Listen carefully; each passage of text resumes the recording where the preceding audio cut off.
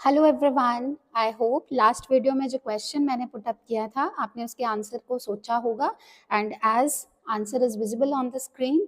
So laws of reflection are valid in both type of reflection, regular as well as irregular. तो आप जब इसका answer सोच रहे होगे तो आपके माइंड में ये चीज़ ज़रूर आई होगी. इट सेज कि जो रेगुलर रिफ्लेक्शन होता है उसमें क्या हो रहा है, इंसिडेंट रे और रिफ्लेक्टेड रे ऐसे वापस आ रही है ना. This is reflected ray, sorry, right. और अगर मैं इरेगुलर की बात करूं तो पहले तो जो सरफेस होगा वो बड़ा डिस्टर्ब होगा एंड जो रेज आ रही होंगी वो कुछ इस तरह से स्कैटर हो रही है ना. तो इसमें जो रेज हो रही हैं वो एक काइंड ऑफ डिफ्यूज हो रही हैं. डिफ्यूज मतलब they are not following the same pattern, but इसमें क्या है, they are following the same pattern. तो बच्चे जब इसका आंसर हम सोचते हैं तो हमें एक माइंड में फर्स्ट थॉट में जो हमारा आंसर आता है हमें लगता है क्योंकि इसमें जो है pattern is different, incident raise and reflected raise pattern is different, तो हमें लगता है कि मे बी आई और आर आपस में इक्वल ना हो. सो ऐसा बिल्कुल नहीं है, दिस इज कम्प्लीटली रॉन्ग. इसमें भी आई और आर आपस में इक्वल होता है और इसमें भी होता है. तो as you have seen on the screen, laws of reflection are valid in both type of reflections. अब मैं इसका explanation दूंगी कि how are they valid, right? तो आप जरा इसको अच्छे से समझो. रेगुलर रिफ्लेक्शन में तो क्लियर कट पता चल रहा है सारे जो मॉलिक्यूल्स हैं सरफेस के वो एक ही डायरेक्शन में है. सपोज आपकी रे 1, ठीक है, यहाँ मैं नॉर्मल ड्रॉ करती हूँ, रे 1 30 डिग्री पे आ रही है, तो क्योंकि वो 30 पे आ रही है तो वो 30 पे ही क्या होगी, रिफ्लेक्ट बैक होगी. ठीक है, दूसरी रे भी किस पे आ रही है, 30 पे ही आ रही है, और उसका जो रिफ्लेक्शन है वो भी क्या हो रहा है, 30 पे ही होगा. क्यों? क्योंकि पैटर्न क्या है, सेम है. पैटर्न सेम है. किसका पैटर्न, इंसिडेंट और रिफ्लेक्टेड रेज का. बट अगर मैं इसकी बात करूं तो इसमें ऐसा नहीं हो रहा. सपोज ये वाली जो रे है ये रे 30 पे आई, इमेजिन करते हैं 30 पे आई. अब लॉज ऑफ रिफ्लेक्शन क्या था, I is equals to are. तो अगर 30 पे आ रही है तो ये वापस भी कितने पे जाएगी, 30 पे ही जाएगी. अब जो ये सेकंड नंबर वाली रे है, मैं इसको नंबर 1 दे देती हूँ, उसको नंबर 2 दे देती हूँ. जो सेकंड नंबर वाली रे है हो सकता है क्योंकि सरफेस जो है वो इरेगुलर है तो हो सकता है ये रे काफी अंदर तक गई हो. तो आप सिर्फ इतना सोचो, क्या उसका एंगल अभी भी 30 होगा. It is not 30 degree. It may be less than 30, it may be greater than 30. Depend करता है कि वो सरफेस के अंदर कहाँ तक पेनिट्रेट गई, क्योंकि सरफेस यूनिफॉर्म नहीं है. ठीक है, तो अब हो सकता है ये सेकंड नंबर वाली जो रे है इसका angle of incidence let us suppose वो कितना है, 25 डिग्री. तो बच्चा लॉज ऑफ रिफ्लेक्शन कहता है जितना आई होगा उतना आर होगा. तो ये भी कितने से रिफ्लेक्ट हुई है, ये भी 25 से होगी. तो आप ये देखो, क्या इसमें एंगल ऑफ इंसिडेंस और रिफ्लेक्शन कहीं भी आपको लग रहे हैं कि वो दोनों इक्वल नहीं है. आंसर इज वो इक्वल है. बट द प्रॉब्लम इज इसमें क्या है, इसमें फॉर ऑल रेज जितनी इंसिडेंट रेज आ रही हैं सबका एंगल ऑफ इंसिडेंस सेम है, इसीलिए सबका एंगल ऑफ रिफ्लेक्शन भी सेम है और इसीलिए इनका पैटर्न भी सेम हो गया. और दूसरी तरफ जब मैं डिफ्यूज रिफ्लेक्शन की बात कर रही हूँ तो इसमें हर इंडिविजुअल रे का जो एंगल ऑफ इंसिडेंस है वो डिफरेंट है और एंगल ऑफ रिफ्लेक्शन उसी के अकॉर्डिंग आएगा. तो अगर पहली रे का एंगल ऑफ इंसिडेंस 30 है तो एंगल ऑफ रिफ्लेक्शन उसका 30 होगा. बट जो दूसरी रे है, suppose if it is falling eight 25 degree, तो वो एंगल ऑफ रिफ्लेक्शन उसका कितना रहेगा, 25 डिग्री रहेगा. Means laws of reflection disturb नहीं हुए but the pattern is disturb. तो डू यू रिमेंबर मैंने एक आपको डिफरेंस फॉर्म दोनों की कल करवाई थी, रेगुलर और इरेगुलर की डिफरेंस फॉर्म, राइट. तो रेगुलर में हमने पढ़ा था फर्स्ट पॉइंट कि जो ऑप्टिकली सरफेस स्मूथ होता है, चलो आपका ये रिवाइज भी हो गया, ऑप्टिकली स्मूथ सरफेस से होता है, ये ऑप्टिकली रफ सरफेस से होता है. रफ और स्मूथ मैंने अभी आपके साथ डिस्कस किया है क्या सिचुएशन होएगी. सेकंड पॉइंट हमने रेगुलर और इरेगुलर में पढ़ा था कि इसमें हमें जो है इमेज ऑफ द सोर्स दिखाई देती है, इमेज ऑफ द सोर्स, और इसमें मुझे सोर्स तो दिखाई ही नहीं देता, इसमें मुझे दिखाई देता है कलर ऑफ द सरफेस. क्योंकि सरफेस इसमें इन्वॉल्व होता है, क्योंकि इरेगुलर है। थर्ड पॉइंट जो है वो इसी के ऊपर बेस्ड है जो मैंने अभी डिस्कशन किया, सो प्लीज इसको ध्यान से नोट करिएगा। It says irregular reflection, angle of incidence for different incident rays is same। मतलब 5, 6, 7 जितनी रेज आ रही हैं सबका एंगल ऑफ इंसिडेंस क्या रहेगा, सेम। इसमें क्या हो रहा है इरेगुलर में, in irregular reflection angle of incidence for different incident rays is different. Suppose if first ray is falling at 30 degree, second ray is falling at 25, third ray is falling at 45, so accordingly angle of reflections भी सबके different होंगे। तो यहाँ से आपका एक question भी बन जाता है, ठीक है, कि जो पैटर्न है इरेगुलर में वो डिफ्यूज्ड पैटर्न आपको क्यों मिलता है। डिफ्यूज्ड मतलब ऐसे स्कैटर्ड वन, है ना, अलग अलग डायरेक्शन में रेज जाती क्यों दिखाई देती है, तो आप इसका आंसर यही देंगे। This is because angle of incidence for different incident raise is different, so therefore angle of reflection for different rays is also different, so the pattern we got in the diffused reflection is also in the different directions, it is not the similar direction। I hope बेटा इतना concept आप सबको clear हो गया, right. सो आज जैसे कि मैंने कल अपनी वीडियो में बताया था आपको that in this chapter we will be talking about only regular reflection। so आज हम यही शुरू कर रहे हैं। so today इस वीडियो में आपका फर्स्ट टॉपिक जो चैप्टर का होता है वो स्टार्ट होएगा। अभी तक आपका बेसिकली इंट्रोडक्टरी पार्ट ही चल रहा था। Now the first section is regular reflection. हमें कंडीशंस पता है, जिस सरफेस कैसा होगा, ऑप्टिकली स्मूथ, है ना, और आपको सोर्स ऑफ लाइट की क्या नजर आने वाली है, इमेज नजर आने वाली है। जो भी आपका सोर्स है, अगर कैंडल है तो कैंडल ही नजर आएगी, ठीक है, और अगर आप हो तो आप अपना फेस उसमें देख पाओगे। I hope it is clear, है ना। अब ऑप्टिकली स्मूथ सरफेस बच्चे ये हमारे पास एग्जिस्ट नहीं करते, ठीक है, ये एग्जिस्ट नहीं करते। ऑप्टिकली स्मूथ सरफेस हम बनाते हैं।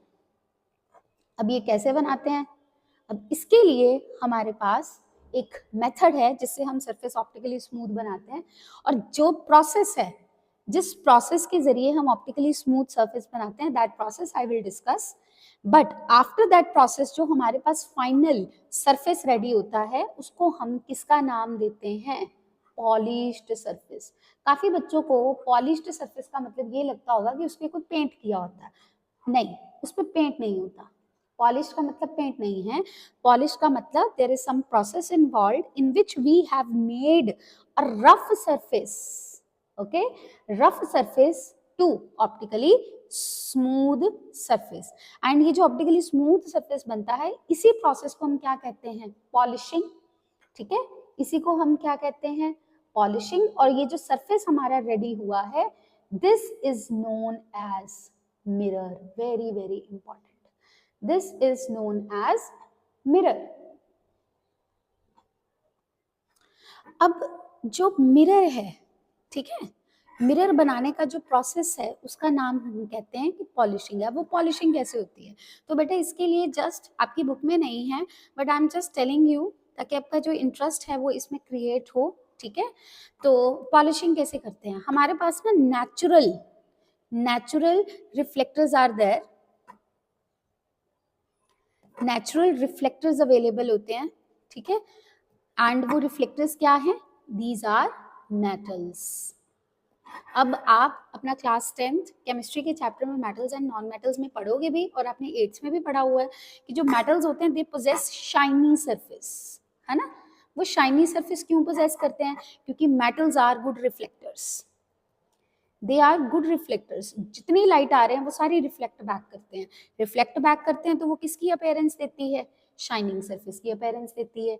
तो जो हमारे फिजिसिस्ट थे उन्होंने सोचा कि भाई जो मेटल्स हैं ये तो आप इनको नेचुरली बना लो, है ना, आप इनको नेचुरली यूज करो, यही आपका पॉलिश सरफेस का काम कर रहे हैं और आपको इमेज भी इसमें दिख सकती है ना। बट एक प्रॉब्लम इसमें क्या हो गई, मेटल्स की करेक्टरिस्टिक है जो आप प्रॉपर्टीज में पढ़ेंगे भी, जो मेटल है they get oxidise upon heating, right. High temperature पे ये सरवाइव नहीं करती, तो मेटल्स की जो ड्यूरेबिलिटी है ये कम है। तो जो हमारे साइंटिस्ट थे उन्होंने सोचा कि भाई मेटल से तो आप ऑप्टिकली स्मूथ सरफेस आप बना लो, है ना, कवरिंग कुवरिंग करके आप बना लो, पर आप नहीं बना सकते। कारण ये है कि जब मेटल के ऊपर लाइट फॉल करेगी, अब आपको याद होगा मैंने जो लेक्चर 1 दिया था फर्स्ट वीडियो में, उसमें मैंने बताया था बेटे 3 फिनोमिनाज लाइट के साथ होते हैं, है ना, रिफ्लेक्शन होता है, एब्जॉर्प्शन होता है और ट्रांसमिशन होता है, लेकिन इनमें से एक मैक्सिमम होता है, बाकी थोड़े मिनिमम थोड़े थोड़े होते हैं, लेकिन होंगे तीनों ही। अब जब हम मेटल की बात कर रहे हैं तो मेटल्स में क्या होता है, रिफ्लेक्शन काफी ज्यादा हो गई but there is small amount of absorption. अब एब्जॉर्प्शन हमें कैसे पता चलती है, एब्जॉर्ब्ड रेज किसमें कन्वर्ट होती हैं, they convert into heat rays. तो हीट रेज में जैसे जैसे वो कन्वर्ट होती रहेंगी मेटल्स क्या हो जाएंगी, ऑक्सीडाइज, क्योंकि टेम्परेचर बढ़ रहा है। अब टेम्परेचर बढ़ने से ऑक्सीडेशन हो रही है, ऑक्सीडेशन होने से क्या होएगा कि जो मेटल है वो ऐसे, जैसे आपने देखा होएगा वुड डस्ट होता है ना, वैसे उसमें कन्वर्ट हो जाएगी। तो बताओ इतनी हमने समझ से चीज बनाई, रेडी किया और फिर वो चले भी ना, तो ऐसे तो नहीं चलता ना, ऐसे तो बात नहीं बनेगी।